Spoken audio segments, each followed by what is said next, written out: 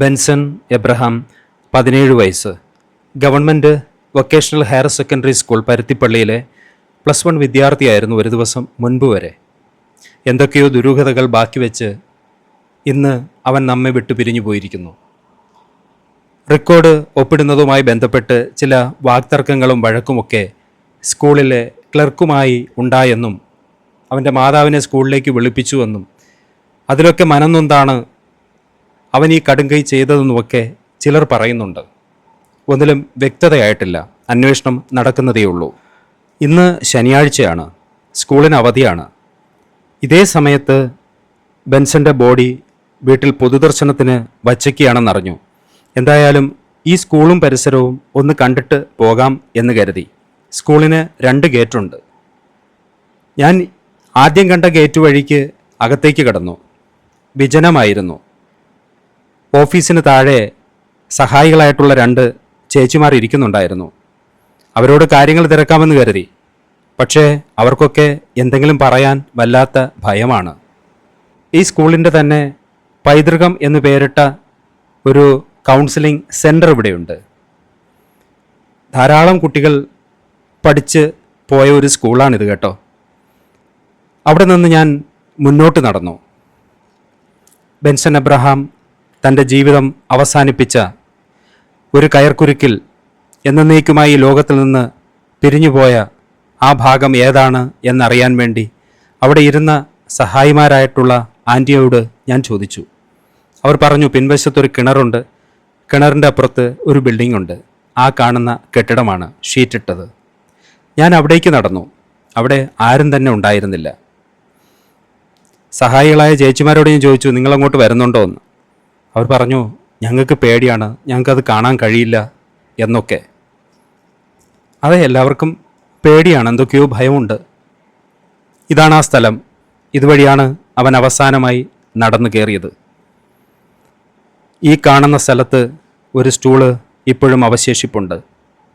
ഇവിടെയാണ് മുട്ടുകുത്തി കയറിൽ തൂങ്ങിയ നിലയിൽ ബെൻസൺ എബ്രഹാമിൻ്റെ ബോഡി അവസാനമായി കണ്ടത് ഇന്നലെ രാവിലെ. ഇവിടുന്ന് കയറൊക്കെ അഴിച്ചു മാറ്റിയിരിക്കുന്നു. മുകളിൽ നിന്ന് കയർ കെട്ടി കഴുത്തിലേക്ക് ഇട്ട് ഇവിടെ നിന്ന് താഴേക്ക് ചാടിയതാകുമോ? അതിനൊരു സാധ്യതയുണ്ടോ? അതൊക്കെ പോലീസ് ഇൻക്വസ്റ്റ് തയ്യാറാക്കിയ കൂട്ടത്തിൽ നോക്കിയിട്ടുണ്ടാവണം, വിലയിരുത്തിയിട്ടുണ്ടാവണം. അവർ അന്വേഷിക്കട്ടെ, കണ്ടുപിടിക്കട്ടെ.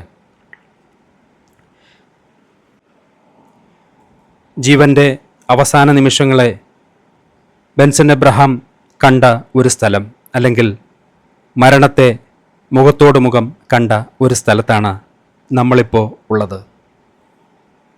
എന്തിൻ്റെ പേരിലായാലും വാക്തർക്കങ്ങളും വഴക്കുകളും, ഇനിയൊരു സൊല്യൂഷൻ ഇനി എനിക്കില്ല, മറ്റൊരു സൊല്യൂഷനിലേക്ക് പോകാൻ എനിക്കിനി ഒരു വശവുമില്ല, ഒരു തരവുമില്ല എന്ന് കാണുന്ന അവസ്ഥയിലാണ് ആൾക്കാർ ജീവൻ എടുക്കുന്നതും സ്വയം ജീവൻ അവസാനിപ്പിക്കുന്നതും. ഒരു തർക്കവും അങ്ങനെ സൊല്യൂഷൻ ഇല്ലാത്ത ഒരു പ്രത്യേക ഡിഫിക്കൽട്ട് ഫോർമുലയിലേക്ക് പോവാതിരിക്കട്ടെ. എന്തിനും സൊല്യൂഷൻ ഉണ്ട് എന്ന തിരിച്ചറിവിൽ നിന്ന് തുടർ ജീവിതവും സാധ്യമാണ് എന്ന് എല്ലാവരും അറിയേണ്ടതുണ്ട്. ഇവിടെയാണ് ബെൻസൺ എബ്രഹാമിൻ്റെ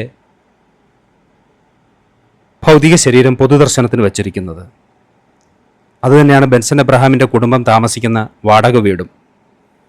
തച്ചൻകോട് എന്ന സ്ഥലത്താണിത്. കുറ്റിച്ചൽ തച്ചൻകോട്. അവിടേക്ക് കടന്നു ചെന്ന ചില മാധ്യമ പ്രവർത്തകരെ ആ വീട്ടിൽ നിന്ന് അടിച്ചു പൊട്ടിക്കുകയുണ്ടായി എന്ന് പറഞ്ഞു.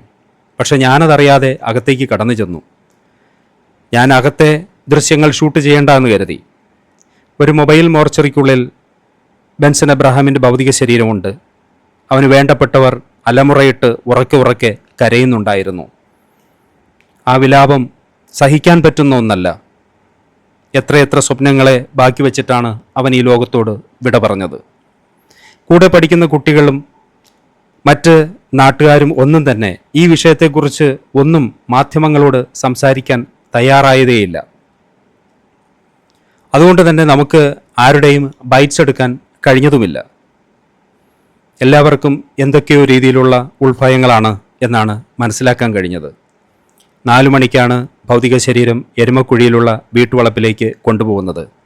അച്ഛൻ വാഴിച്ചൽ പള്ളിയിലെ പാസ്റ്ററാണ്. അവർ പെന്തക്കോസ്ത് വിശ്വാസികളാണ്. വളരെ നിശബ്ദനായ അച്ചടക്കമുള്ള നല്ല കുട്ടി എന്നാണ് നാട്ടുകാർ ബെൻസൺ എബ്രഹാമിനെ കുറിച്ച് പറഞ്ഞത്. ഇനി ഇതുപോലൊന്ന് ആവർത്തിക്കാതിരിക്കട്ടെ.